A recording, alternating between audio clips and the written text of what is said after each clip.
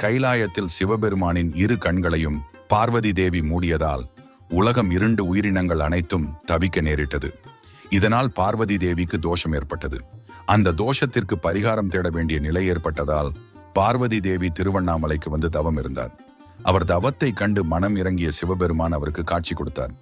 வேண்டிய வரம் கேள் என்றார். அதற்கு பார்வதி தேவி, உங்களை என்றென்றும் பிரியாது இருக்கும்படி உங்கள் உடலில் பாதியை தந்து அருள வேண்டும் என்றார்.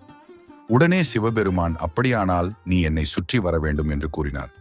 அதை ஏற்றுக்கொண்ட பார்வதி தேவி திருவண்ணாமலையில் ஈசனே மலையாக வீற்றிருப்பதால் அந்த மலையை சுற்றத் தொடங்கினார். மலையை வலம் வருதல் என்பது சிவபெருமானையே சுற்றி வருவதற்கு சமமாகும் என்பதை உணர்ந்ததால் அவர் தன் தலை மீது கைகூப்பியபடி வலம் வந்தார். அவருக்கு சிவபெருமான் கிரிவல பாதையில் நேர் அண்ணாமலை அருகே ரிஷப வாகனத்திலும் ஈசான்ய பகுதியில் ஒளி ரூபத்திலும் 2 இடங்களில் காட்சி கொடுத்து ஆசீர்வதித்தார்.